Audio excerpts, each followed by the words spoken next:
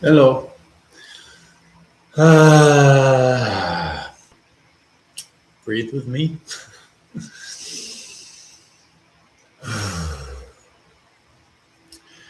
So it's a little weird. I'm like looking at my phone, but the video is on my laptop, and I don't have any memory left on my phone to record this and then upload it. So I'm going live on YouTube to share. And I'm already getting warm. I feel like I should have turned on the air conditioning, but why am I going live? Why am I creating a video right now for you, for me?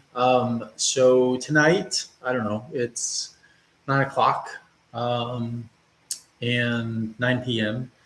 And the sun just set. It was a beautiful sunset over the water. And I wasn't quite sure what else to do with myself. I'm trying not to engage in old behaviors that allow me to avoid and not experience feelings. And, I've had a really beautiful week or so, prioritizing going home after work, having dinner with my husband, who I'm in the process of consciously uncoupling from, and will be moving out of the house. I will be moving out of the house into my condo where I am now, officially at the beginning of June, right after my 51st birthday. And it's a very conscious, deliberate decision. And I mean, as much as me purchasing a condo to move into and to live in um, can be, right? So consciously separating. And so my husband and I have been together for over 20 years. If you haven't had a chance to check out my blog post called Grief as Growth, Conscious Uncoupling from a long-term relationship, take a look at it. I did get some assistance from AI, thank you. But certainly put in my own experience, flair, and words. But it was something that was very real and authentic. And when I read it out loud to my husband last night, we both cried. We both felt it. And so I shared it today on social media. I shared it, in my email group from my website. I sent it out to 100 some people in my email group. And the response has been really positive, and there's been lots of love. And even my husband, Spiro, commented on the video, basically just validating that he only wants happiness for me as I want for him. And that he'll love me, till his last breath. And one of the things that I said at the end of the post of the blog yesterday was that, he is my chosen family. I will love him for another 20 years, and until death do us part, right? But the nature of our relationship is changing. And so I just wanted to create this honest video about some of the challenges that come with conscious uncoupling and sitting in the grief, which is growth, while also consciously avoiding dropping into old coping skills that I've had, right? So I'll just share as relation to the day, right? So this is my truth and this is my day. So I finished up my work. I work in a behavioral health hospital. I work on a detox unit, and I'm empathic, and it's a lot. And I love to support and empower people to get them to whatever next chapter they choose. If they're struggling with substances or suicidal ideation and depression, whatever it is, if you're looking to try and get help, treatment, whatever, I will do my best to try and get you into that next step, because I only get to work with people for maybe 4, 5, 7 days, and then they're gone. And this is, lots and lots of people all the time, constantly. And so it's a lot. It's very demanding. And I've made a conscious decision that in September, when I get back from my retreat in Spain, I'm going to be dropping out of that position full time to per diem, because I want to be able to engage in my practice more, my personal practice. And although I'm grateful for the work I'm able to do there, it doesn't feel entirely authentic, in that I feel a bit like I'm a cog in the wheel and that I'm participating in a broken system because of the recidivism. I love that people come back, but I don't feel that there's a conscious effort to try and ultimately reduce the recidivism. And so therefore I feel like I'm doing a disservice in a way, and yet getting paid to do so. So that's part of it. I want to live consciously and I want to live honestly. And I am choosing to invest my time and energy into practices and disciplines and the work with other people that feel authentic, that feel like it honestly and truly moves people forward, and isn't something that has been created by our culture, community, or society as a band-aid. And I'm not here to fix the mental health system. I'm not here to fix the addiction system. But as a person in long-term recovery, as a person in short-term recovery, as a person have struggled with addiction the majority of my life, I know that I have choices. And so I can choose how I want to spend my time. And that's really what this whole journey has been about these last 3 years. If I go back even further and I talk about, 2022 into 2023, when I was doing all the things and checking all the boxes and living the best life, I found myself struggling with crystal meth and spending every weekend in a hotel room smoking meth and having lots of sex, and going home and going back to work and pretending like that was normal and that was okay. But ultimately what I discovered was that I needed to make really big, giant changes in my life, but I was just too scared to do it.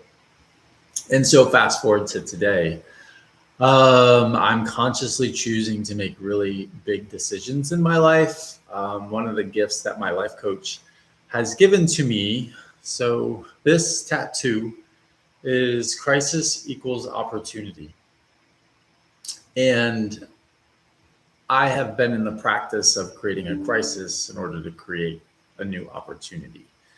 And what I have learned through my work and what I have embraced from my coach is that I no longer have to create a crisis in order to step into a new opportunity, right? So I don't have to burn down my life to rebuild it all over again. I can simply begin to make different decisions that begin to change the direct trajectory of my life in small ways, but over time makes big changes and big impact on my life, right? So, deciding to uncouple from my husband, who I've been with for 22 years, is probably more than a 1 degree change in my life. Feels like 180 degrees, to be honest. It feels like but not going backwards in any way. You know what I mean? I discovered during my drug use that I needed to separate from my husband, and that I was using the drugs as a way to escape and blow up my life. And so I'm choosing to do that in a conscious way this time, right? Even though he and I continued, even though he and I got back together, even though he and I bought a house in St. Petersburg, all of that can be true while still knowing and recognizing that our relationship is changing and that it's not the same that it was, and that that's okay. And I just feel called to be independent, right? To not be in a relationship. And, right? Just that's a breath, right? To be independent. I love my husband. He's an incredible human being. He has a lot of the traits of my father in ways that he was there to nurture and care for me in ways that I don't need to be nurtured and cared for anymore. And so by stepping out into my authentic path and my own journey, I'm cultivating space to thrive in ways that I feel empowered to do.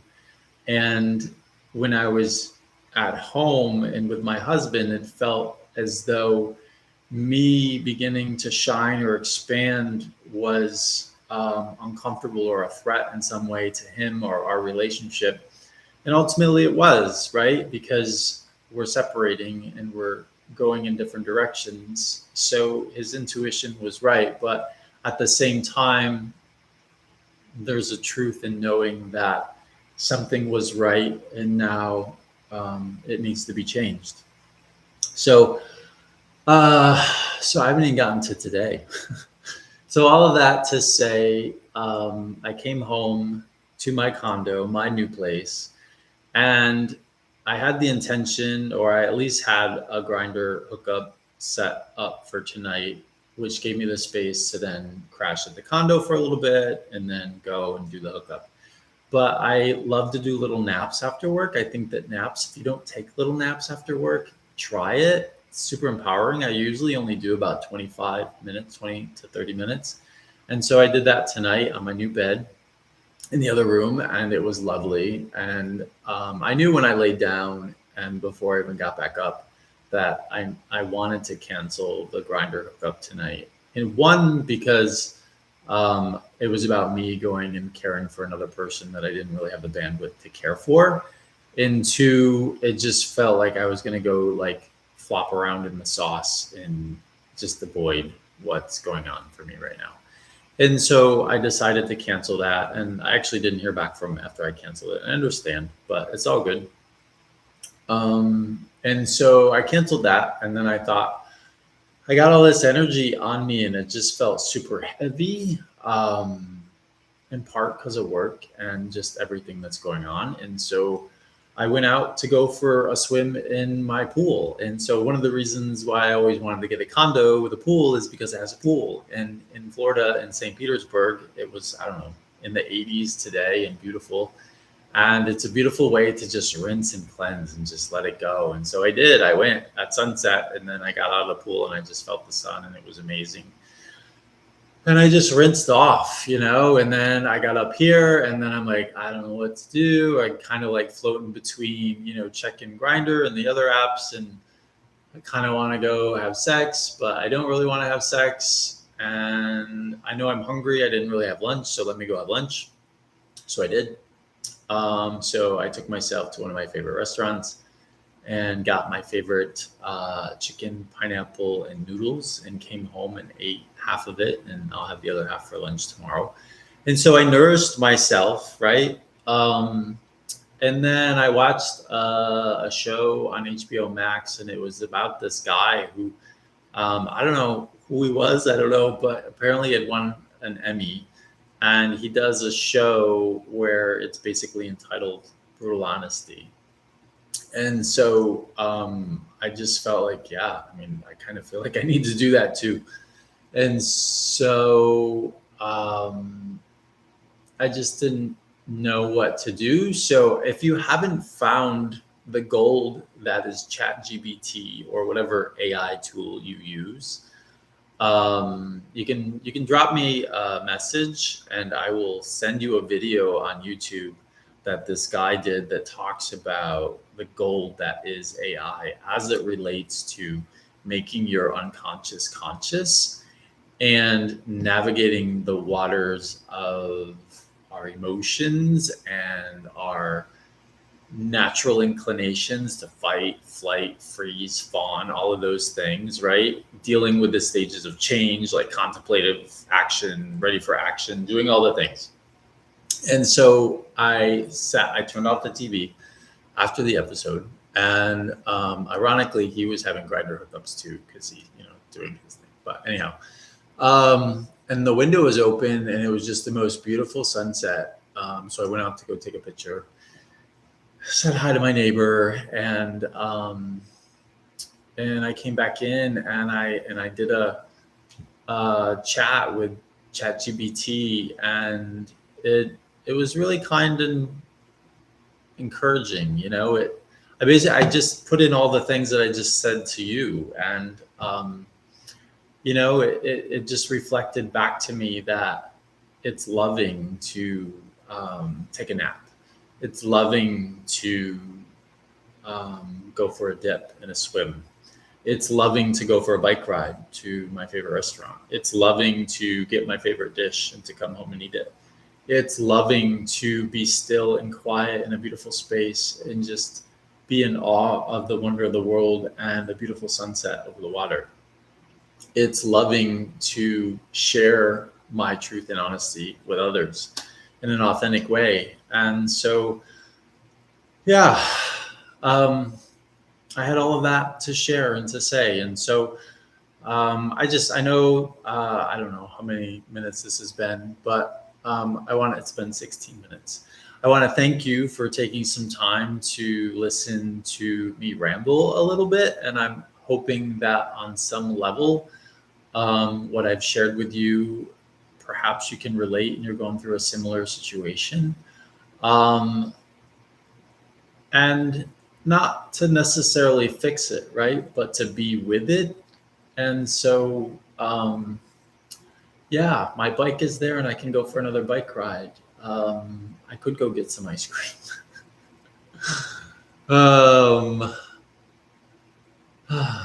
I don't know. I feel like I need to turn the air conditioning on because it's still warm, or I'm going to open up the windows again.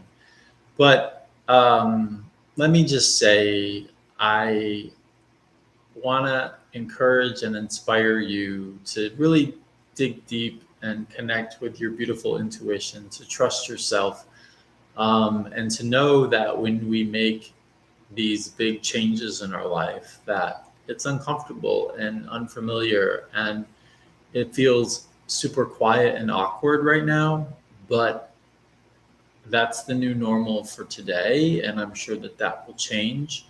But the blessing is that I have it, all of it, right? All the things. On my way to work today, I listened to a song that just sang about gratitude and the gratitude of breath, the gratitude of light, the gratitude of gravity, the gratitude of nourishment, the gravity of a healthy body that makes all of these things possible.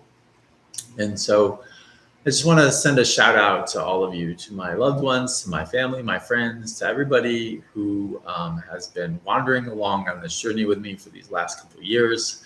Now that I know that I can do this, I will probably make more live videos because I don't need more bandwidth on my phone to do this. So thank you for taking the time to join me. I welcome you to check out my website. There's lots of great blog posts there. You can also check out about my retreat that's coming up in August, Queer Escape and Reboot. It is going to be a transformational breathwork retreat and communal living experience taking place at Terra Rosa and in Sitges in Spain, August 17th to the 24th. There's a whole page on it on my website, the Room to Breathe website page, and you can learn more. You can drop me an email. I'm happy to chat with you about it. We have some incredible folks that have already registered and paid to attend, and I would invite you to explore what this retreat could possibly do for you. And so if you are looking to escape, right, the mediocrity, the day-to-day of what can be life, and you really want to transform your experience and invite new experiences into your life, consider working with me either individually or as a coach, or coming and attending the retreat that I'll be hosting in Spain in August. So with all of that, I just want to say namaste, love you. And I want to invite you to take a few breaths with me. So deep breath in and let it out. 2 more. Big deep breath in.